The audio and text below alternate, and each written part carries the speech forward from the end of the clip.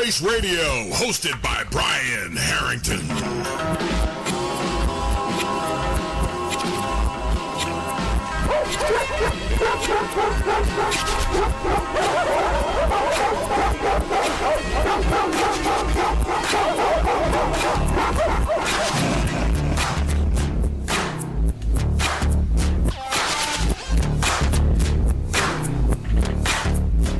February 3rd, the debut edition of Odies Place Radio, and when I came up with the idea of doing Odies Place Radio, I said, you know, we got to make our special guest. We got to make the number one guest be special, beyond special, and we have two individuals who don't realize how much of an influence they were to Carrie and I, and the similarities are strikingly.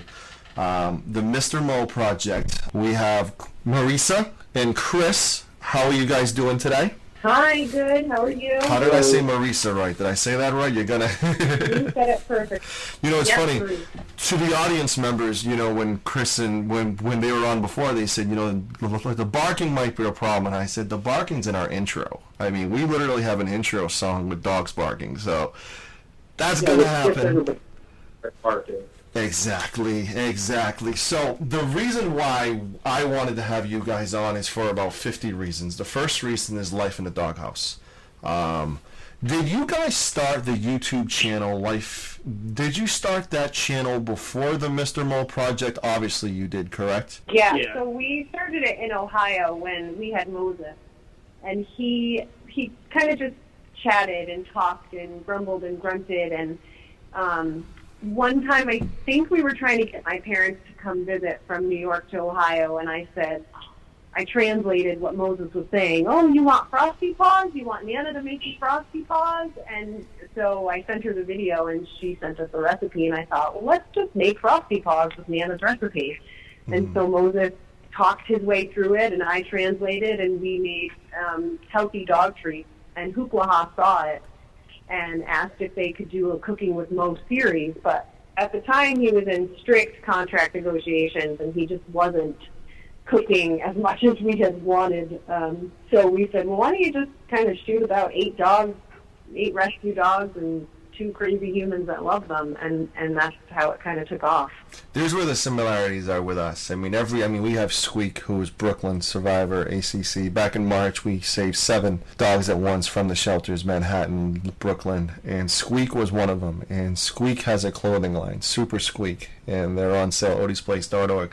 Let's talk about the YouTube channel first, because Odie was a huge fan of the YouTube channel. Carrie and I are huge fans, and it helped a lot of the grieving process that we went through, because we're looking at 2 normal individuals. They don't have superpowers. They're not politicians. They don't have backers. They're just 2 normal individuals who literally dedicated and gave their life to rescue, which is a huge compliment to the both of you. But let's get back to the YouTube channel. When you started off, obviously, you had a channel, blank channel. No one knew about you guys. Talk about what you guys had to do to kind of get people interested and to make that YouTube channel what it is today. And we just thought of, funny, there's a group of people that helped really think of different ideas. And when people think of, us living in our house with 8 dogs, what do people want to see? And the big videos that ended up getting quite a few views, 100,000, 200,000 plus views, were like how we sleep, which I know a lot of people go to sleep at night and they don't think anything of it. But when you have 8 dogs that all want to sleep in your bed, it's a process, and it's a gymnastic act trying to get into bed, because they all want to be up next to you. The greyhounds usually don't sleep on the bed. Because they're the good dogs. Greyhounds are very They're a big dog. Money will sleep on the bed occasionally, and he'll lay across, and then I'll end up falling off.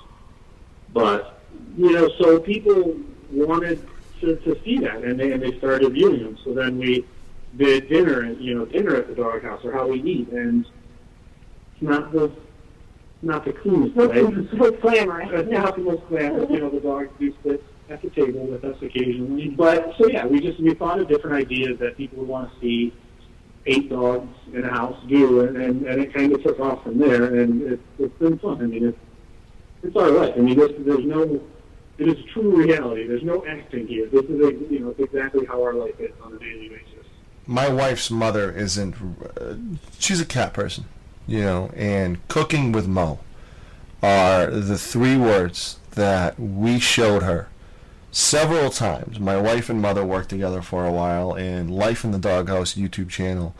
God knows how many hits you guys got from those 2 women in Massachusetts, especially cooking with Mo, because the way we looked at it was, it's just normal things done by normal people that are making an awesome deal about something which generates a lot of interest. That's the recipe for what we do at Odies Place in Massachusetts. Is these dogs have clothing lines. We put GoPros on them now, and we bring them everywhere. If you want to see how Jaden, our pit bull, is, we put the GoPro on my French bulldog, and then we play with Jada, and vice versa. We kind of take the normality of things, and instead of you asking me how things are, we show you. We simply just show you how things were. Talk about the challenges you guys had with the exposure process of this channel, because you guys obviously have a full-time life going on, have a numerous of dogs as well. Talk about the challenges you both had with this channel, with how popular it got. Now, is it fair to say that this YouTube channel kind of blew up and got really popular really fast? Is that fair to say, or no? I mean, it got,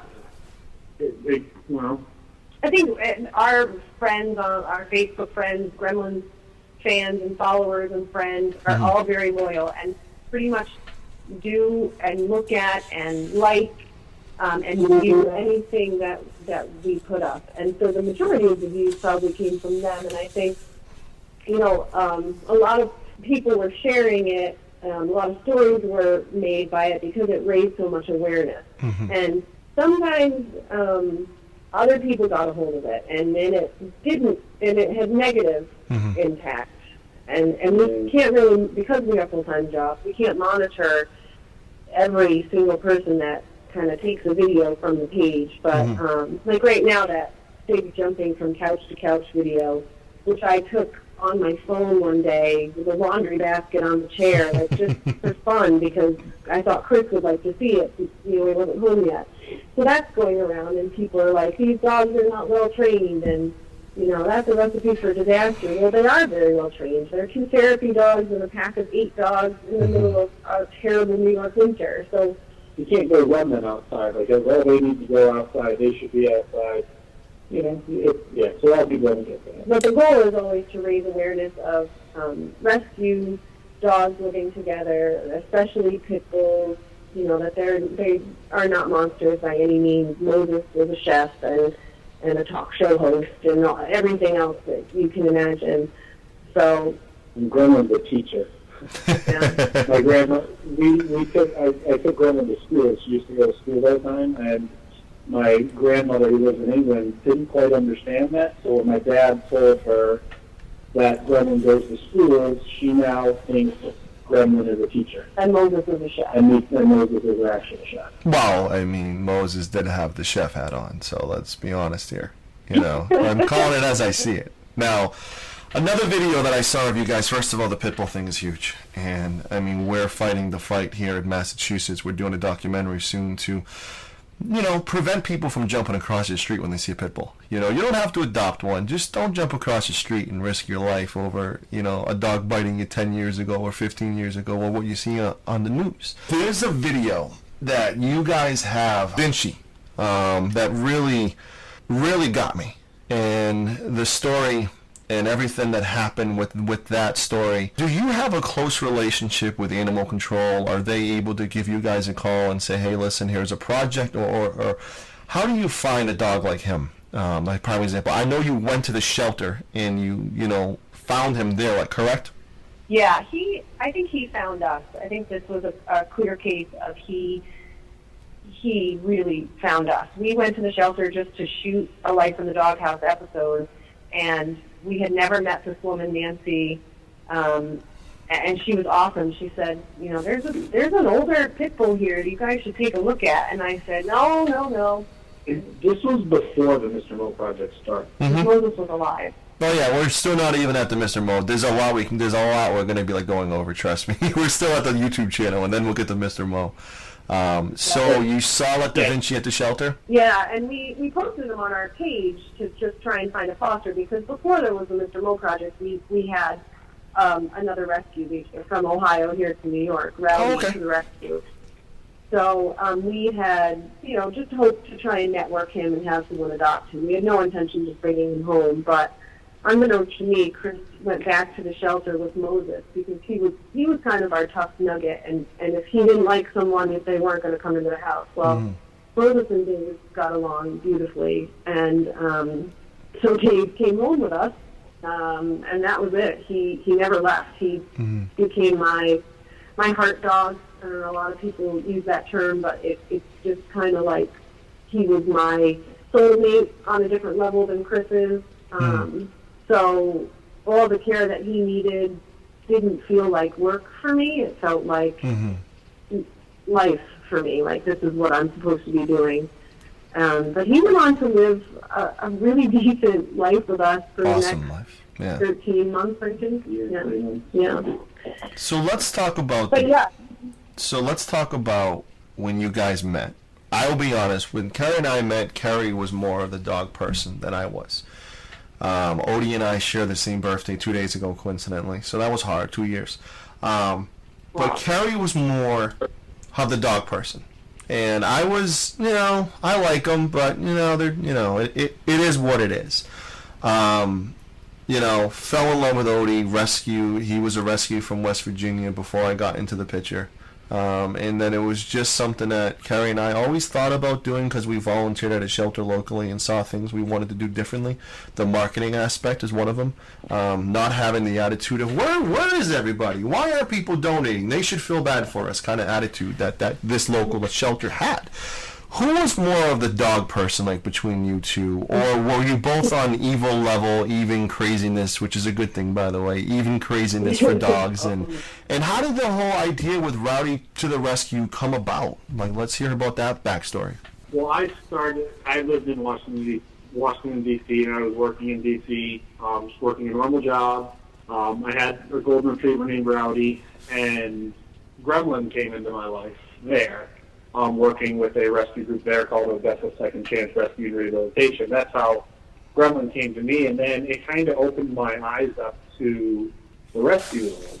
And I started to think, and I started to do all this work and volunteer and all this. And then I said to myself, maybe this is not what I'm supposed to be doing. I'm not supposed to be working this job in D.C. So I made the completely normal 24-year-old decision to quit my job, sublease my apartment, move back to Ohio with my parents, and find a house out there and start rescuing dogs. And I really didn't think anything of it. Like, I didn't think it through, I guess, 100%. I would take dogs without thinking how I was going to pay for them, how I was doing, if I was doing the accounting part right. It was truly, I wanted to save dogs. And that's what I did. And luckily my parents were able to bail me out of keep that bill on a regular basis while I was just really saving dogs and finding homes for them. And then eventually I started to get serious with it and get, file for the 501c3, file for all the correct paperwork, doing everything correctly. And then, Mariesa came into life, and I think she was equally as dog crazy as I was on a different side of things, though, because she really did not understand the pit bull plight, or the plight of the pit bull, as I call it. Mm-hmm. And I had never thought I would ever own a greyhound. Mm-hmm. Well, I had 2 greyhounds, and I had rescued greyhounds since 2003. I mean, we've always had dogs. I rescued my first dog when I was 9 off the street, and I loved her dearly. Her name was Hunt. She was a beagle. So I have, like, I used to, as a kid, want to turn my grandmother's house into a shelter, and she let me believe that I could do that, which I still might someday, I don't know. So Chris had 6 dogs, I had 2 dogs, and we had talked about if our dogs didn't get along, that we would kind of separate and not be together anymore. It was really that important to us to keep our dogs, keep all of our dogs, and keep safe and happy. And amazingly, they got along like without a problem. Yeah, I introduced my dogs to her greyhounds, and within an hour, they were all asleep on the couch together. We had a greyhound track recently get shut down, thankfully, a few years back, because they would race them like crazy. And we all, thankfully, everybody voted to ban that from happening, because it was just, you feel bad how these animals are just used as money-making machines, and they're betting on them to win money. And it's like, I'm glad that my state, Massachusetts, is, I'm not saying they're opening their eyes, but they're kind of opening their eyes to the fact that, these dogs are children. They're not dogs, they're children to us. And betting money to make money off these, it's the horse racing mentality. If a horse breaks his leg, they're no good to them anymore because they don't make them money, so they put them down, as opposed to the greyhound mentality. And the pit bull mentality here is a problem. There's a lot of people locally who underground fight them still in their basement for money, and we are trying to crack down on that and trying to stop them from doing it. Chris, you Rowdy to the Rescue. Is that rescue still going on? And is like the Mr. Mo Project a branch from that, or are you strictly now with the Mr. Mo Project? Well, so they're both. When we started Mr. Mo Project, we started it kind of as a subsidiary of Rowdy to the Rescue, because it was taking senior dogs, and then when we realized that this is truly where we need to be, this is where, there aren't many other groups that are willing to do this, we decided to file for its own, so it is its own separate 501c3, and that we became a 501c3 November of 2014. So Rowdy to the Rescue is still an active 501c3. We still, do all the taxes and everything for it, but it will most likely be dissolved in 2016. Big question. Most likely. A big question I have for the two of you, and Carrie and I are having this same issue, is this is your baby. Obviously with Mo being how close Mo was to you guys, this is your baby. What's the trust level with other people getting involved into your project, your baby, your child? The Mr. Mo Project essentially is just like Odies Place, honoring a son that passed away. We have trust issues with adding people to our board. We have trust issues with people doing home visits. We have trust issues with people, doing meet and greets and checking our emails and helping us because it's getting busy. Talk about the amount of trust you two have to put into trusting others with your baby, with your project.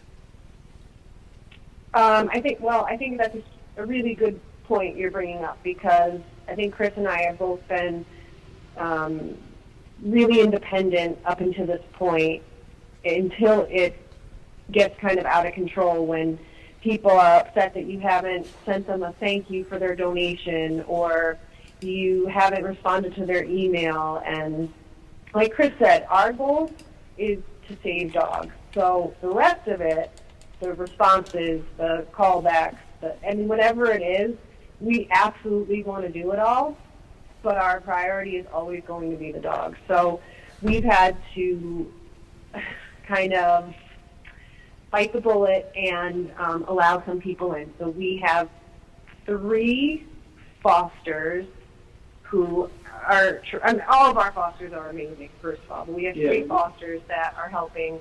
One checks references for potential fosters. One sets up the wish list for all the dogs.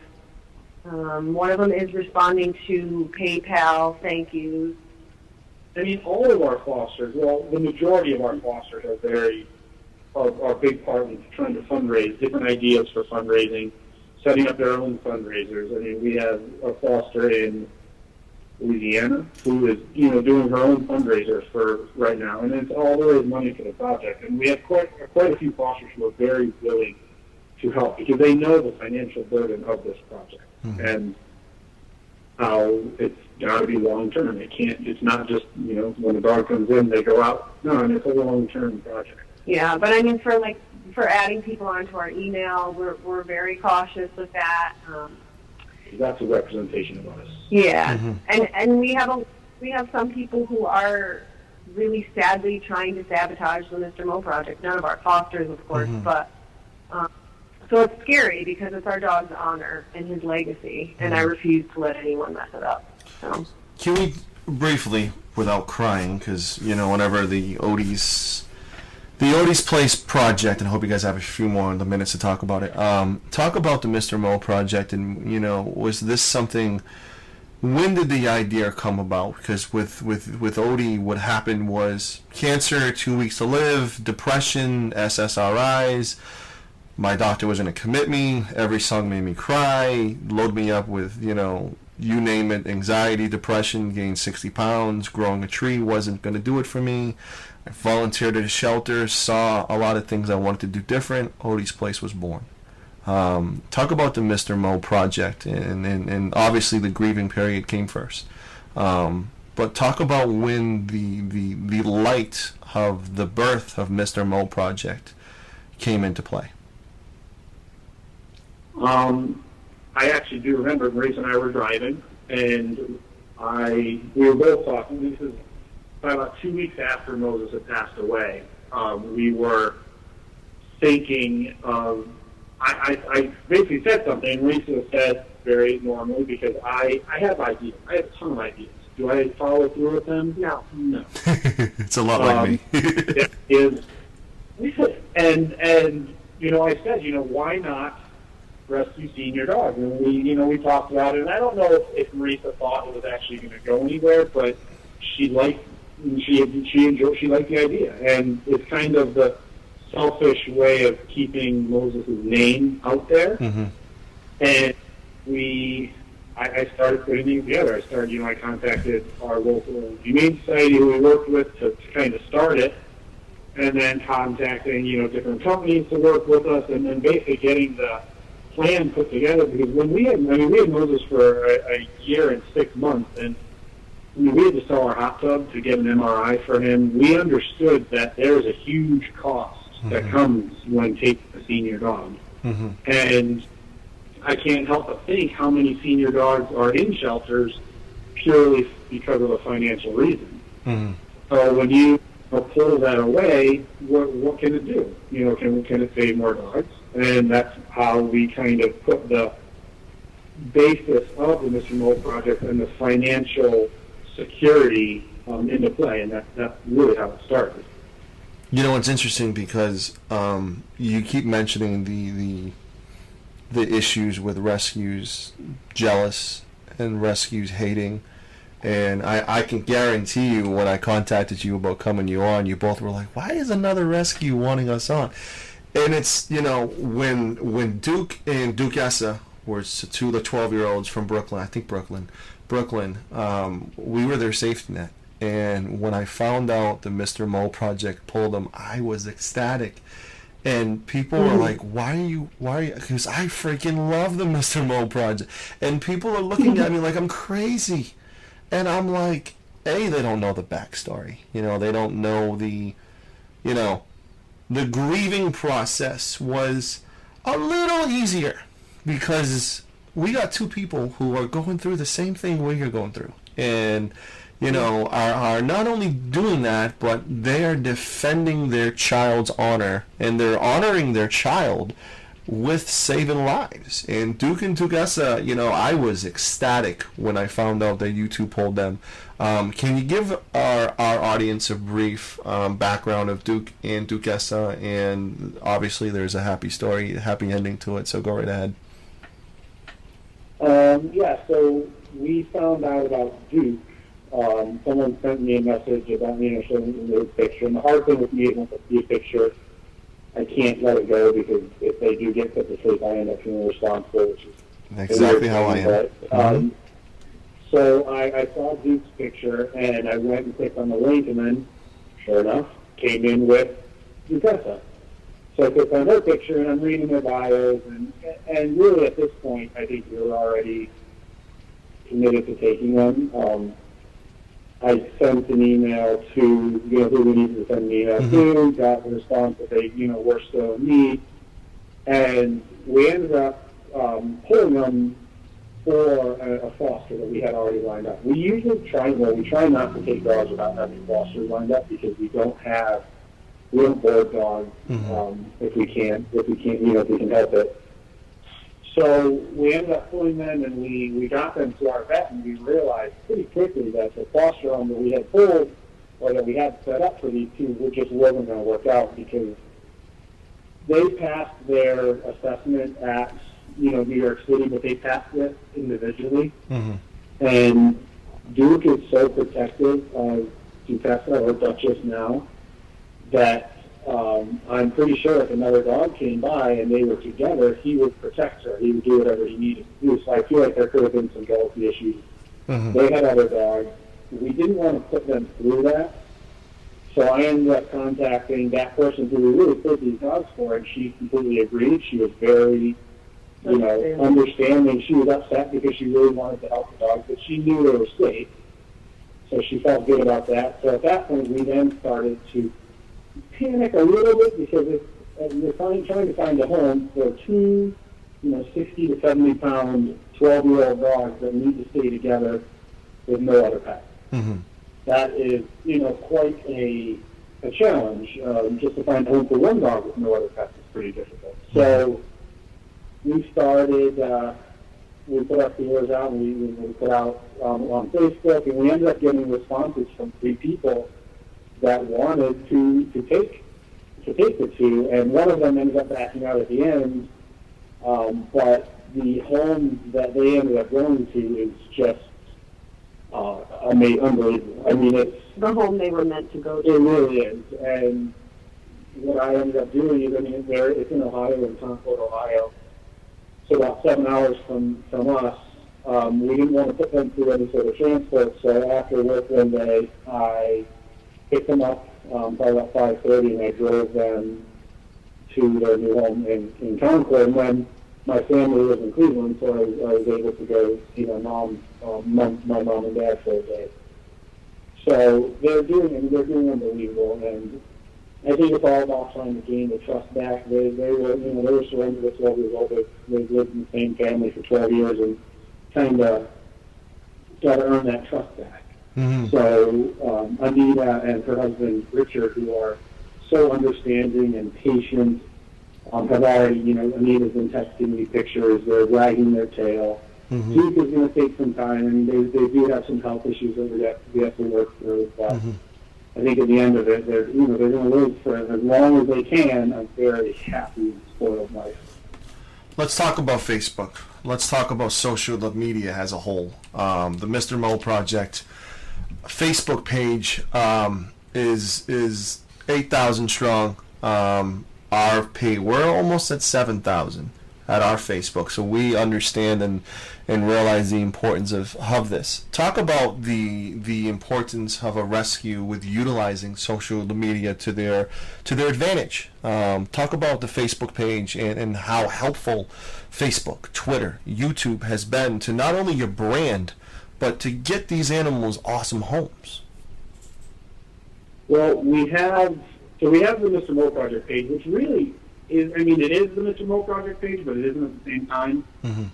That page is run pretty much solely by the fosters, where they post updated pictures and just updates. But we have our original page, which is just called Gremlin, and that was the page that I started, I think back in 2011 or 2012, to start, with it. She kind of showing what Gremlin does, and we turned that into the rescue page, and that has about 190,000 people on it now.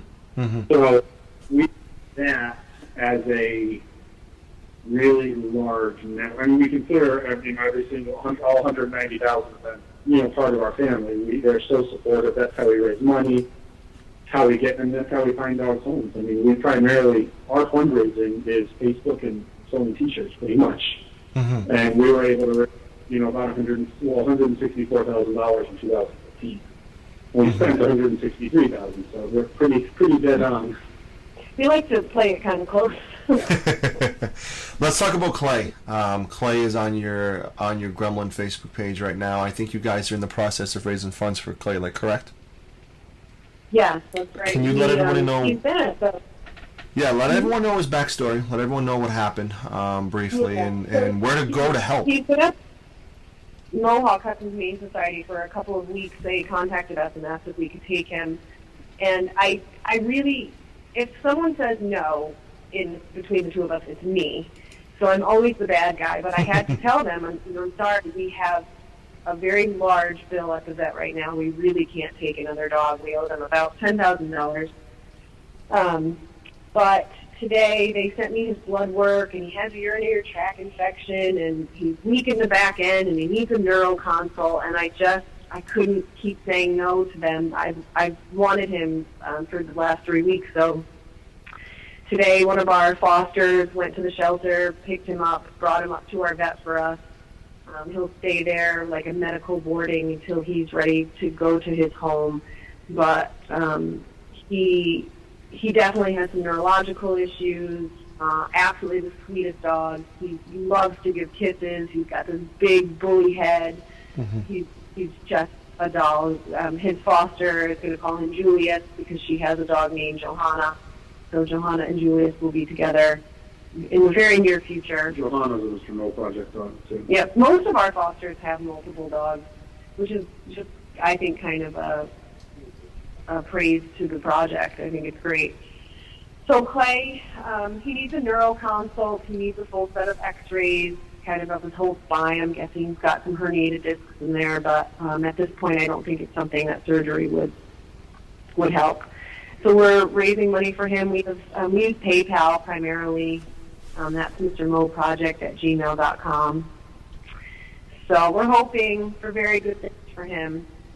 We shall see. Talk about the lack of sleep you two are getting. I mean, I told you guys off air about Cookie and Queenie, who are ACC alums, both blind, one in one eye and the other one in two.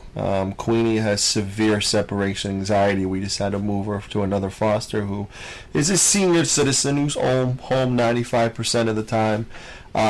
Talk about the lack of sleep you guys have gotten yourself into with the fosters calling, and a lot of it's worry fosters who, they're not dead, they're sleeping, calm down kind of phone calls. But talk about the lack of sleep you two have had to endure taking on such an awesome project. I think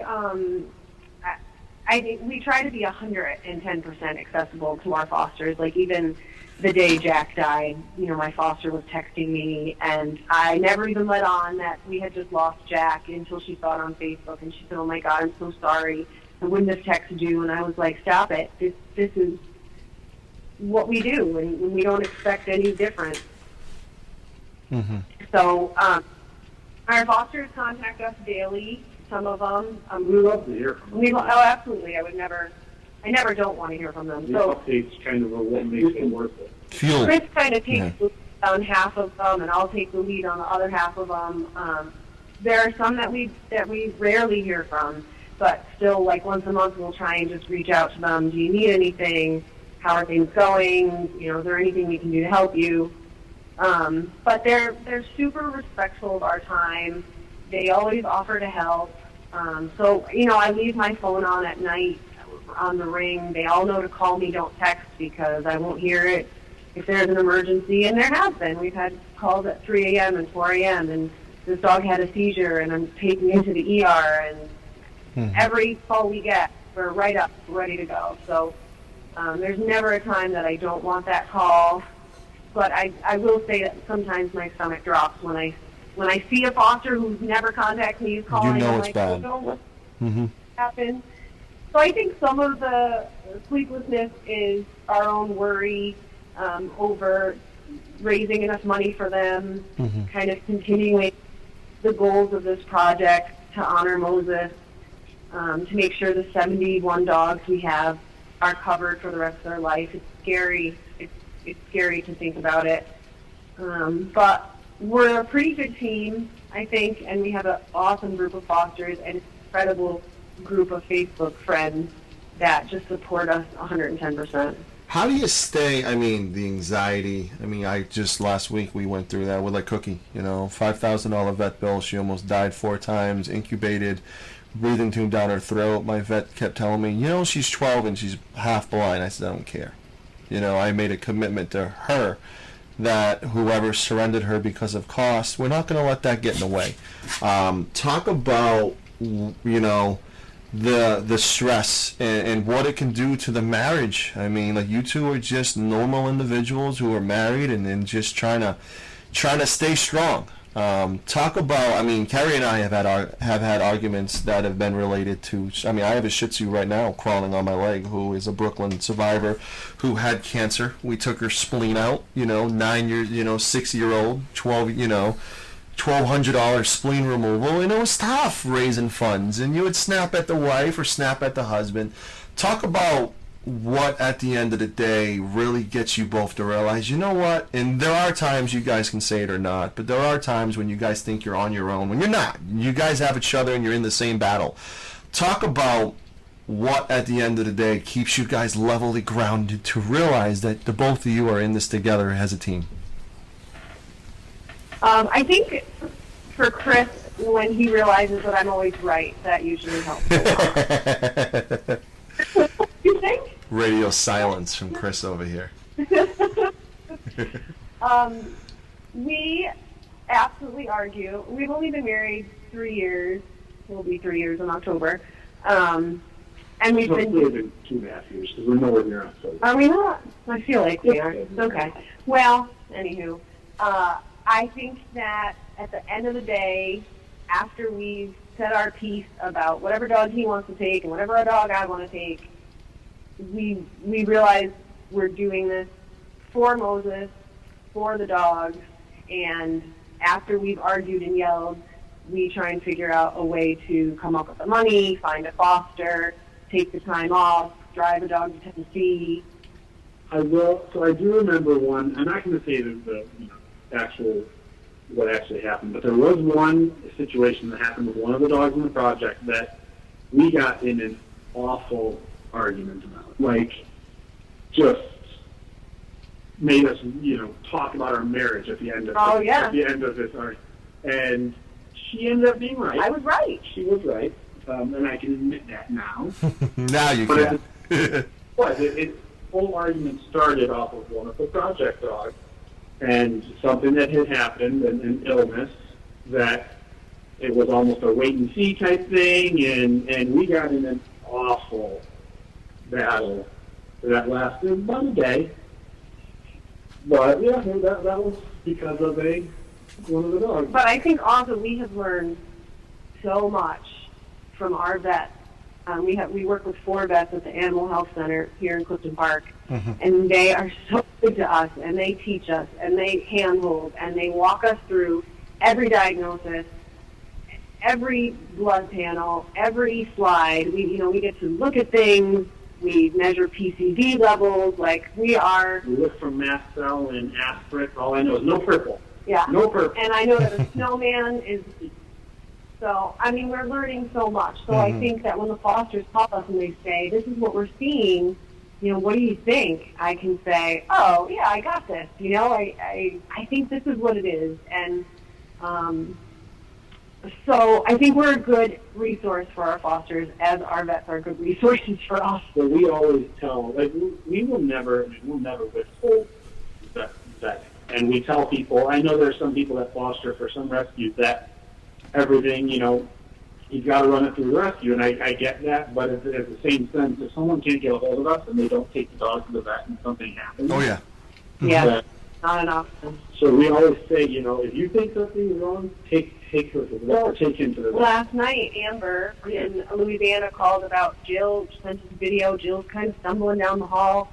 I literally saw 3 seconds of the video, and I said, take her to the vet, take her to the ER right now. And it's, Even if it's nothing, at least it's not something. And it turned out to be nothing. So. Mm-hmm. But it's better safe than sorry. I mean, this past week, it's crazy how you guys said that. This past week, I've talked to my vet at Coaxit and said, listen, my fosters are now gonna make appointments because Cookie was almost dead. Her air supply was almost gone, and the foster wanting me to make the appointment, and I cut myself out. I said if I didn't get that email or that text message and that dog died, I would be back into my depression that I was when we lost Odie. And Queenie, same thing. Queenie's throwing up because of anxiety. Make the appointment and get in there. I'll pay. My card's on file. Don't worry. You handle it. Big question for the two of you, and thank you so much for your time. It's beyond greatly appreciated, especially going over our 30-minute limit. Thank you. If you guys have to go, just give me a heads up.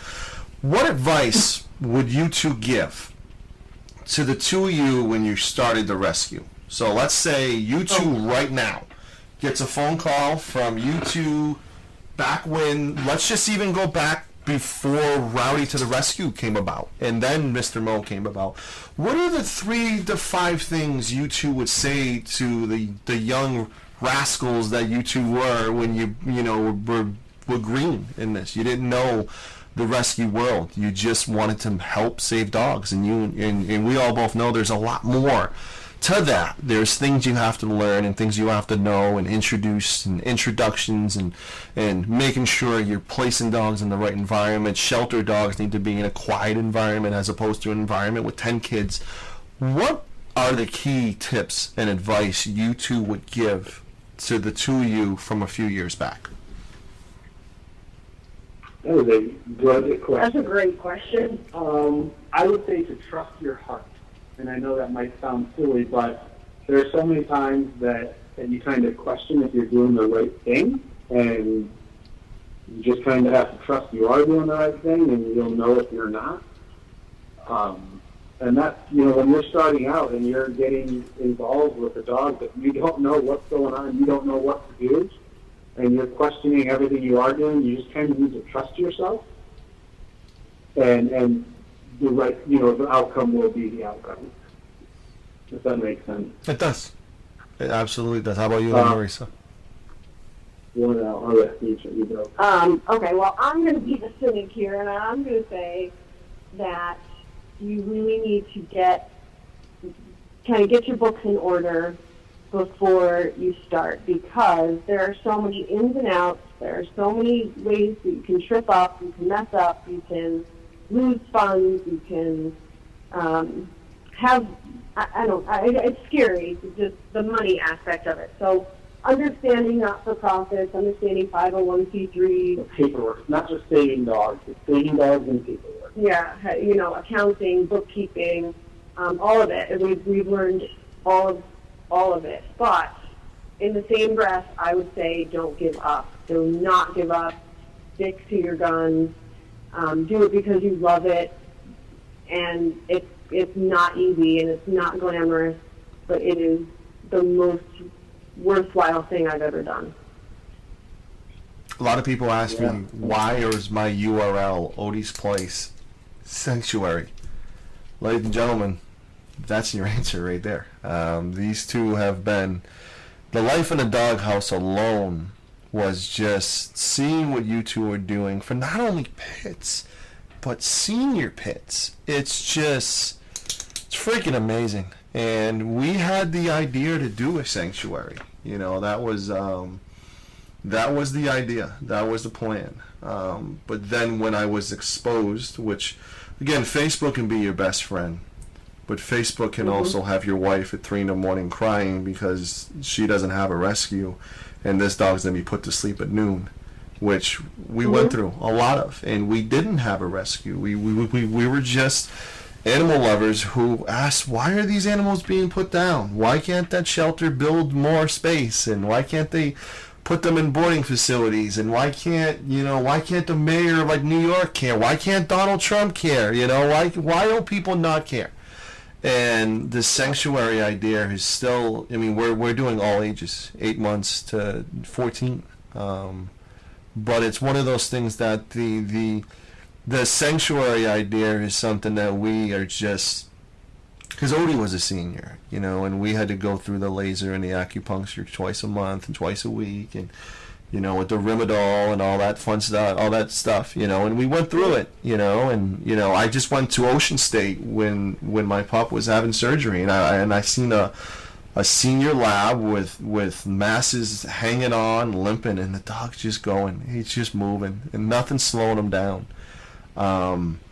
So I just want to commend the work you guys are doing, and talk about Gremlin, the Facebook page, one more time, and how, I mean, Gremlin, the Facebook page, has a life of its own right now. I mean, people are posting and updating, and talk about how that page, which has been around for a little bit, talk about how that page is just blown up to almost 190,000 likes. How did that come about? I think it's because Gremlin is such a bad dog sometimes. She likes to eat stuff and eat my shoes, and she's just a dog's dog. And I think when we're not updating about the rescue, when we're not begging for donations, we are showcasing our right now 7 rescue dogs and the crazy things they do. So, you know, it's a fun page. It's meant to be a fun page with happiness and silly stories and Quinn singing and Sam licking Chris's head. So I think that people look to it for joy and also for awareness.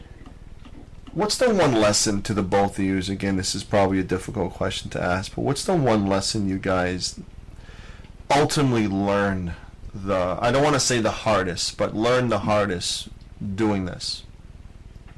To really open your eyes, like, I didn't know. Yeah, you can't save them all. You can't save them all. It's hard because we take a lot of dogs from a shelter in North Carolina that, you know, we're in upstate New York, and I know there are rescue groups in North Carolina. I know there are rescue groups closer than we are, but yet, you know, when I talk to the animal care manager there who's working as hard as she possibly can to save these dogs, but yet nobody in North Carolina can take these dogs, it's almost like, where does it end, and how can we not help? And you've got to unfortunately realize that this day and age, with, you know, the irresponsible breeding, how the amount of dogs that end up in shelters is, unfortunately, you can't save them all by yourself, and you've got to do what you can do responsibly, because if you get in over your head, you are going to become part of the problem. You're not going to be able to give them the home that you had planned on giving when you had just started out. Talk about, and I got 3 more questions, I promise. We can go 10 hours, I'm telling you right now. Talk about what a lot of people don't realize from the outside world is the numbers. And we're not going to get into the numbers because they're depressing. But what I really want to get into is shady rescues. I'll give you a prime example of what I've been going through recently is we've been trying to find puppies, which it's the hardest thing in the world for us because we usually save sick or old. I actually wrote the ACC a long email. Throw me a bone. Help me out, you know. I get a 2-year-old Beagle Dachshund like Dexter. He's not neutered. Kennel cough. Okay. Vet bill through the roof. Talk about how high your guard's up with rescues. I mean, we had a rescue from Georgia that offered, hey, let me just bring you some puppies. Let me just get in my car and drive up there. No paperwork, no livery license. Just show up and drop them off. Talk about how high your guard is to the realization that there are some rescues that don't know what they're doing, and there are some rescues that are taking advantage of the system, and there are some rescues that are charging dogs $600 a pop because they're taking advantage of these animals. Talk about how high of a guard you guys have to make sure you're working with only the right legitimate rescues, because you guys have a really good rescue partners. We got PMAR. We got like Zany's Furry Friends. You guys have on your roster as affiliates. Mudley Crew. Talk about that process and what it takes for a rescue to partner up with you, and talk about the fact that a lot of people listening don't understand that there are some rescues. Just because you're a 501c3 doesn't make you a good person. Do we agree with that? Oh, yeah. I mean, I feel like people, they get into it for the right reasons, and as I stated before, whether they get in over their heads or, because it can be incredibly overwhelming, just looking at the New York City euthanasia list. I mean, you see, 40 dogs are down and you want to save them, and you have your, goals right, but some rescues can fall into a point where they're taking too many dogs. They can't care for the dogs they have, and it becomes a situation of you want to do the right thing and you just can't anymore because you're in over your head. But then there's also something that, and I don't know if this is too much or not, I'm not trying to call any specific person out or not, but there are, all these groups that are rescuing puppy mill dogs and all this stuff, but it almost seems like, and I might just be uneducated on this, and I, maybe someone can help me, but it seems like they're going to these puppy mills, they're buying the dogs from the puppy mills, from the auctions and everything, and then they're adopting them out for whatever they adopt out for. But I feel like that's just enabling puppy mills. And if you're giving them money, they're going to start breeding more dogs. It's going to be the same situation in a couple of years. And I don't know what can be done about that, and I don't know how to fix it. But those are the types of groups that I guess I don't understand. And maybe I'm just not educated on it. Well, they think, they're rescuing in their mind, and if they think they're doing the right thing, and other people think that, then who are we to say anything? I would, yeah. But I think to us it feels kind of counterproductive because there's millions of dogs in shelters being put down every day. I think we're looking at it from a different angle, from more kind of, it's very cynical for us to see 40 dogs that are going to be put down and we can only take one. It's a lot like a lot of rescues. We're both in the New Hope family. There's a lot of rescues who save dogs and put them in boarding, and a lot of people rip it. A lot of people think it's a bad idea. Do you guys have an opinion with that? Because a lot of these rescues do it. They're big rescues, by the way. They save them, and they go immediately to boarding, and it's better than being put down. But a lot of these dogs are deteriorating in a boarding facility for months. What are your opinions towards that? I think for us it's a little different, and I'm going to say I don't have an opinion about it because we've not been in that situation. Because our senior dogs, sick dogs, we don't even have the option to board. When they're not in a home, they're at the vet, and they're medical board. Not like in a kennel, they're in. With people all day long. So I'm never going to say we would never board a dog to save its life like that. We would. We would. We absolutely would. On their choice, we would do whatever it takes to make sure that dog is safe. So if other groups have success with it, that's their prerogative. But dogs that are declining, in the kennel setting, it's unfortunate, but it is certainly very common. Talk about your ball you guys had recently. I was just in awe. I'm looking at a red carpet. I'm looking at the dogs walking the red carpet. Everyone all dolled up, decked to the nine. If I remember correctly, you were meeting with the it was pretty much like a wedding planner, but it was an event planner, and you had the dog with you while going through the process. Are you guys doing another one this year? And how can people get involved with that process and helping you guys out with doing this? That's so funny. We actually just finalized the date today. It's going to be called Mr. Mo Bo Bash. Bo because he wore a blue tie. He was such a gem. And it's going to be June 4th at the Saratoga polo club. I think it's a Saturday. And we haven't ironed out the details yet, but there's always food and fun, auctions, 50-50. Project dogs, our dogs. We're going to be selling tickets in the near future to start. We'll be on our. Well, thank you for this. Thank you for breaking the news on Odies Place Radio. That's a big deal for me.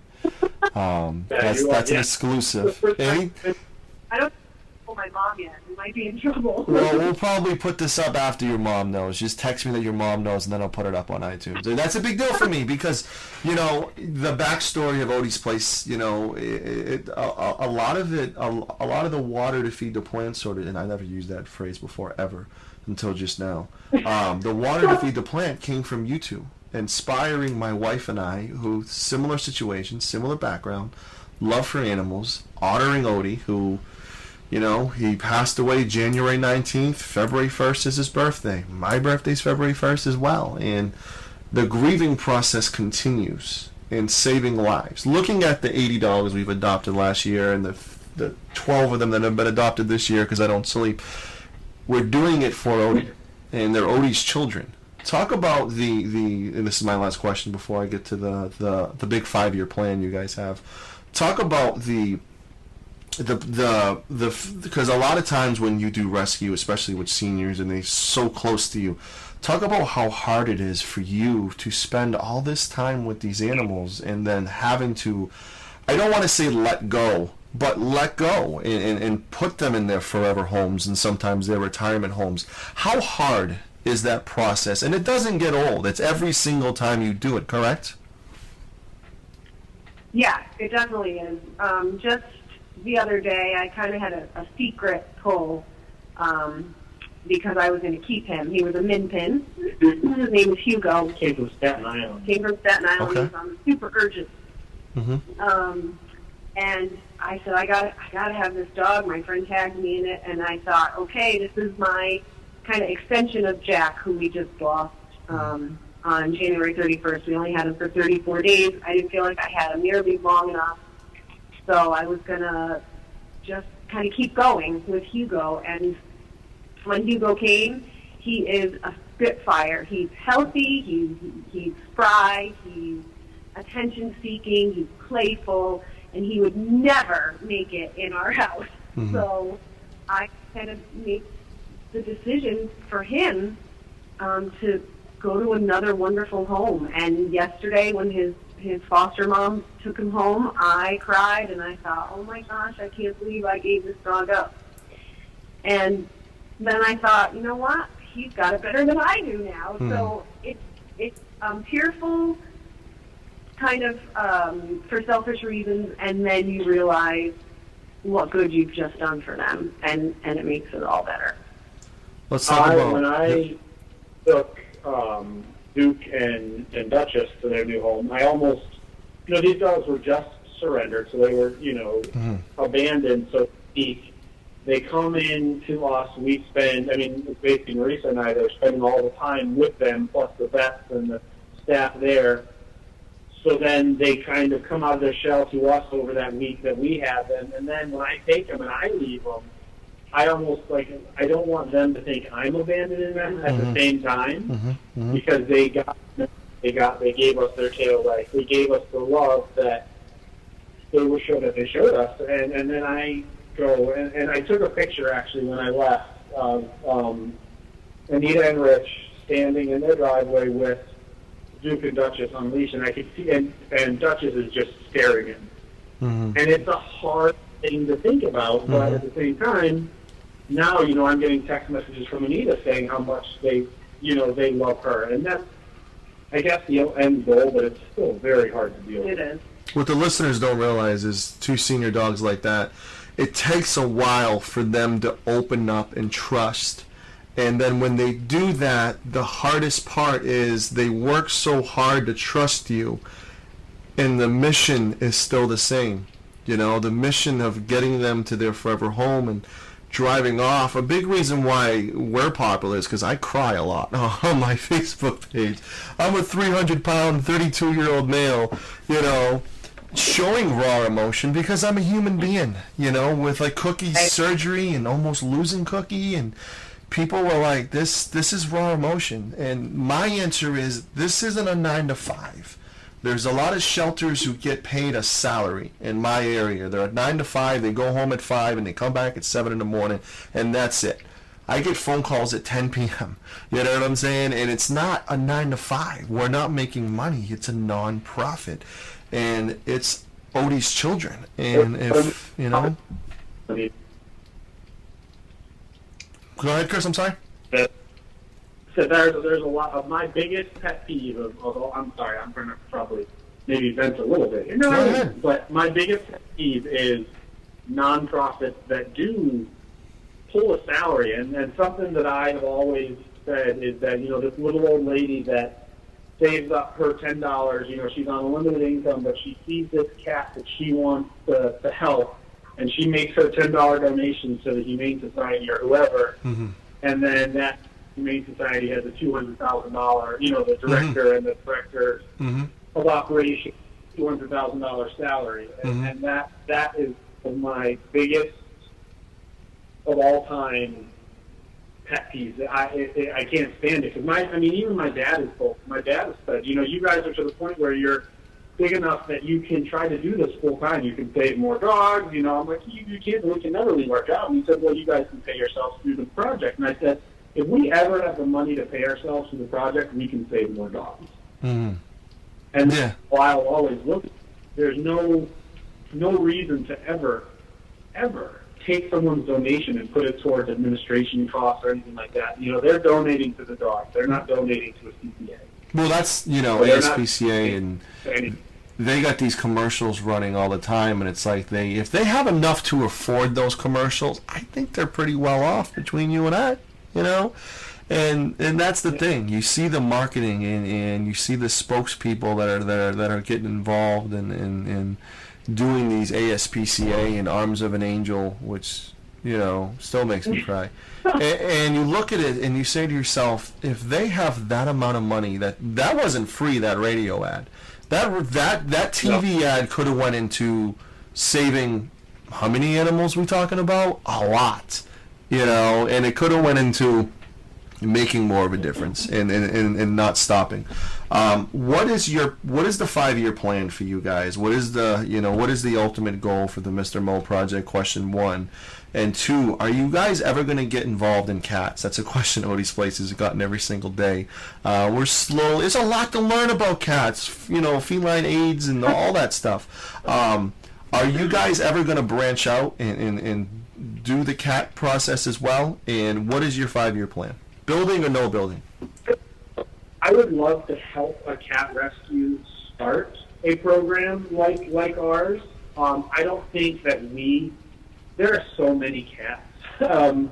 We are already, you know, so strapped when it comes to the dogs that I don't think we could physically take on a cat program. But I would, any cat rescue that wants to try to, you know, specifically save senior cats, Mariesa and I would both have no problem working with them on working out the plan and the logistics and getting the model set so they can do it similar to the way we run our program. Yeah, and the 5-year plan, that's very ambitious. We plan about 5 minutes. What's your 2-minute plan? What's your 2-minute plan? How about that? Yeah, I mean, obviously we want to ensure that the 71 dogs we have in the project are taken care of. And the hope is that this maintains, if not continues, to grow and raise awareness of the plight of senior dogs and just keep saving lives. So I don't think we're ever going to stop. I don't see a reason we would stop, and I just want it to get bigger and better. And with one life, with Moses' one life, I just want him to go on to stage 100. I think some people don't realize that, you know, when it comes to these dogs, when they come into our program, they don't have a lease. So when we take an 8-year-old pit bull or a 9-year-old pit bull or, you know, whatever age, they could live to be 14. So there's our 5-year plan is still to be taking care of that one dog. any other dogs that come into the project. And that's the hardest thing to make this a self-sustainable program is donations. And that's one of the things, trying to get grants, trying to make sure that we can maintain money coming in, because if 5 dogs go to the emergency vet in one day, I mean, that's our responsibility. Mm-hmm. On the project. So it's hard to think 5 years from now, because 5 years from now, all 71 of the dogs that we have right now could still be alive. And we could still be taking care of them, plus any other dogs. I mean, we've been taking in probably 4 to 5 a month at this point. So it's... So I don't know if we ever actually touched on that, but the Mr. Mo project covers medical expenses for the life of the dog. I was just going to ask that question, and that's definitely something I wanted to get out there. So all the dogs that are adopted, you still cover the medical expenses for the rest of their life? So they're actually not adopted officially. They're always considered forever fosters because the IRS frowns upon using public funds for personal gain, even if it's not your personal gain or my personal gain. It's the personal gain of someone who owns this dog. So our bylaws are written as forever fostering the dog, so we can assist with medical expenses because we have people on fixed incomes or retired folks, senior citizens who don't have it in their budget to take on the expenses of a senior dog, but they have nothing but love and compassion to give to these pets. So, and a perfect example of that is a foster named Vicky, who doesn't have the additional income. She's retired. She owns her home. She has all the time in the world. She has all the love to give, but she just doesn't have that additional income. So she didn't have a pet, and we ended up getting in touch with her. Or she got in touch with us about a dog named Macy that was dog reactive. A tough place actually came from Manhattan. It was a tough placement, and she loves this dog beyond. Like, this dog is... And the dog loves her. Oh, my God. They love each other. But that would have never happened if we couldn't cover the financial costs, because she could not cover the financial costs. So that it opens up the amount of homes greatly. So does each dog, I know it's a weird question, but does each dog have like a trust fund set aside for that specific dog where it's, okay, this dog, this is set aside for emergencies only, or it's one of those things where it's one giant trust fund and you split it up by a case-by-case basis? How does that work out? We try to fundraise as needed, so we never actually have any savings. God, it sounds terrible. Well, you can't. We can't have savings because the money. So just in the month of January, because we do a ledger, we have everything set aside. For the month of January, we spent $18,000. We raised $17,000.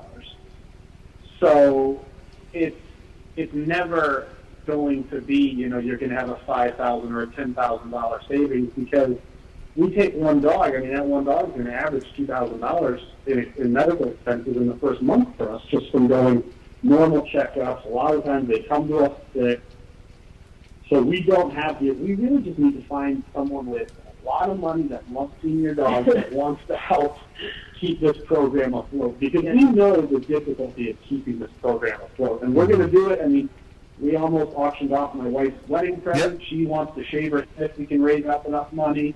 I mean, we'll stop at nothing. We'll do whatever we can to raise the money to take care of the dogs we have, because, I mean, truly, we are not committed to anything material. We're not committed. I mean, like I said, we sold our hot tub to pay for a vet bill. We just sold a watch. We just sold a watch. The Movado, yep. We're not committed to that. We're committed to the dogs. And that's where the money's needed, so that's what we're doing. I get a lot of questions about inspiration. Obviously, Odie is the number one. But if there's a blueprint for what we're trying to do, you two are the blueprint. Pretty much giving away your wedding ring, giving away your watches, giving away your hot tub, the ultimate sacrifice. And the good karma comes. I mean, we just did a homeless drive 2 Saturdays in a row for the homeless people. Actually, homeless people, not dogs. And 65 backpacks was last weekend, 16 trash bags full of clothing was this weekend. And we have no money in our account as far as Odie's place goes. But the karma will come. the good karma will come. And that's something that, all of us need to keep saying to ourselves when it looks bleak and it looks dark, the good karma will come. I have interviewed... Yeah, the good karma will come. I mean, I've interviewed Deion Sanders, Jim Brown, you name it, Hall of Famers. I don't know if I've ever been as excited to talk to you two. And I wanted to, you guys went more than enough time charitable-wise, donating your time. Let everybody know from our listeners where we can find you, where we can donate, and at the end, I'm just going to give you guys an open floor to discuss or say whatever you guys want. So go right ahead. Okay, so on Facebook, you can find us through Gremlins. It's just a picture of our two kitty boys that passed away. Also, the Mr. Mo Project, which is run by the Fosters. You can see a lot of the foster dogs, the project dogs, and updates on them.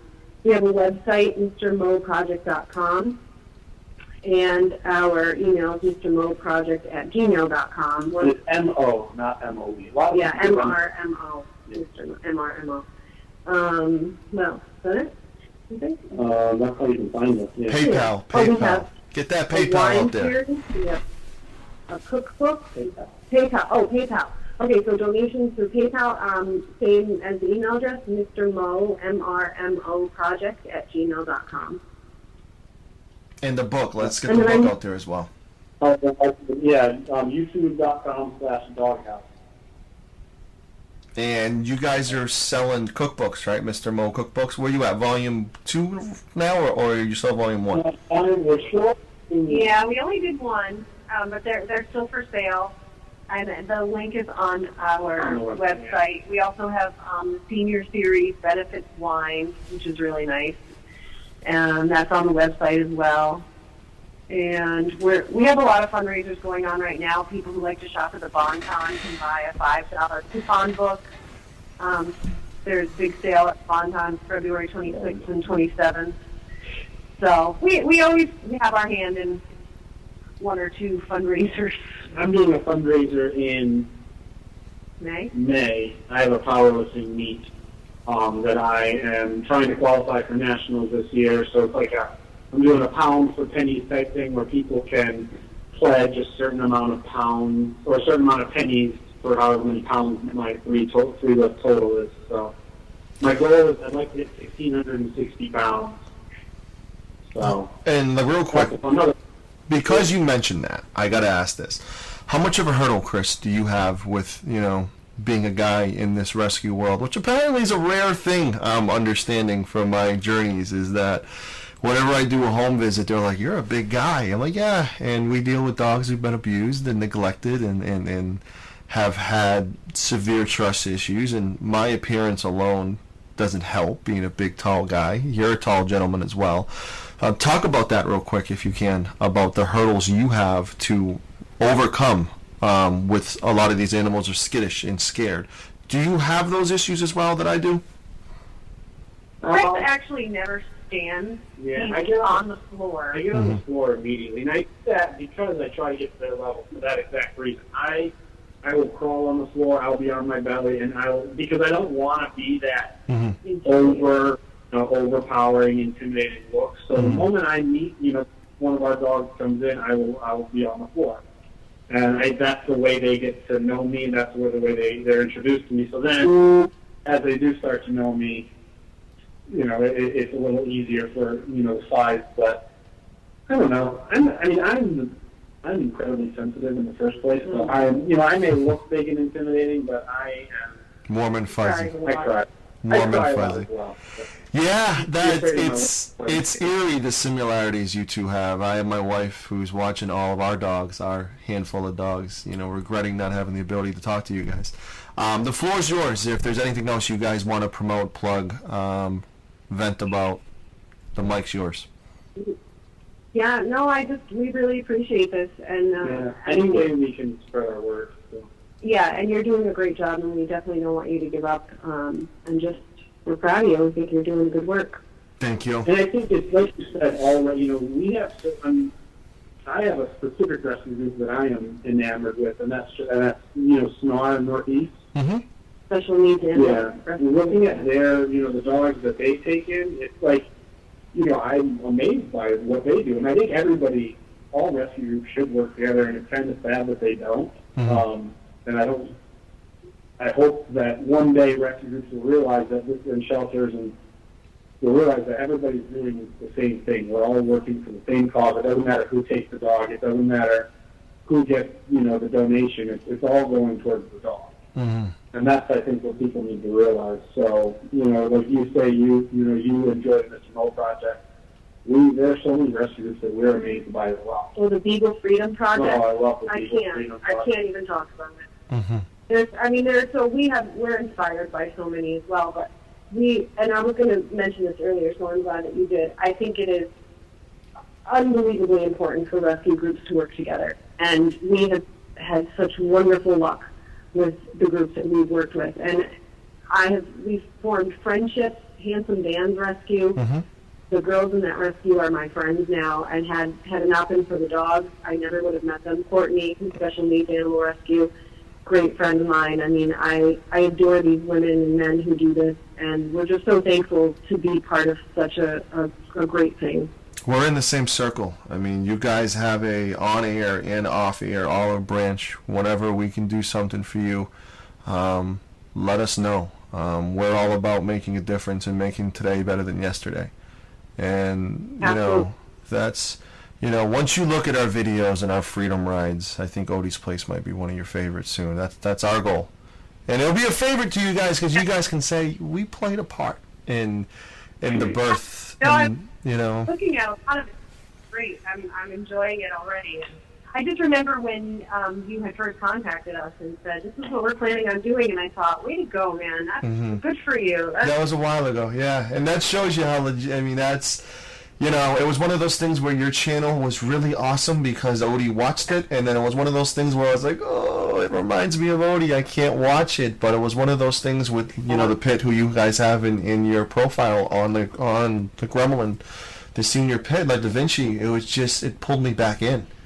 It pulled me back in, and to see two young people, just like Carrie and I, that kind of show people that there's nothing special about us. We're not superheroes. We're just giving animals a second, sometimes third chance at life. And, the toy poodle we have, Queenie, 14 years, toy poodle mix, 7 pounds, apple at someone's eye. The second division went, high kill shelter, and nobody wanted her. And it was one of those things where it was just, I had those 2 photos, and I've picked up 7 dogs at once. Mayor's Alliance loves me. I've picked up 7 dogs at once, and sometimes I didn't have a home for them. But we got one as soon as they arrived. You know what I'm saying? And it was one of those things where fosters are big. Last question, volunteers. How can people help donate stuff, clothing, dog food? You guys obviously have an Amazon wish list. Throw that out there as well if you do. Yeah, we have, and it's mostly on the Mr. Mo Project page, although we should really post on Gremlin's page. Pretty much every dog has a wish list through Amazon, and I want to say that you can search it. Can you search wish list for the Mr. Mo Project? I think you can search from Mr. Mo Project, and then our wish list should pop up. Yeah, so they, for food and toys and treats and beds and potty pads and supplements, so that's all on there. Donations are for auction items. We're going to be having events soon, so we always look for really neat auction items and sports memorabilia. And That's you can take anything and people will buy it. So there's lots of ways to help. That is beyond awesome. Again, you guys have donated a lot of important, valuable time that you two have donated to us to be our first ever guest on Odies Place Radio. And it's a full circle for me, having you guys as the first guest. And I specifically had in, it's like they might be too busy. They might not respond, but I'm going to, get that out there. And as soon as I seen you guys were New Hope approved, I said, we're all a part of the family. We're all a part of doing what we're all a part of sacrificing, partying and going out late nights for wine and cheese and going to movies, and we all gave that up for these animals, and I wouldn't trade it in for the world. You know, my people skills aren't the best because I love animals so much, and they don't judge, and they don't, you know, they don't care about anything but loving you and caring for you. And I always say these animals, you know, when we need them, they're there, but when they need, you know, when they need us, we're not always there, and we need to change that. Right. You know. And we are. Mariesa and Chris, thank you beyond for your time. If we keep going, I'll have you on for another 4 hours. It's a rainy day here in Boston, so I could honestly spend a long time with you guys, and I want to send you guys an invite to come back on. Anytime you want to break any news, anytime you want to, promote anything, the olive branch is there. We would more than love to have you guys on. Thank you both so much for your time. Thank you. Odies Place will be our official newsbreaker. Yeah. There you go. Odies Place Radio. Awesome. Yep.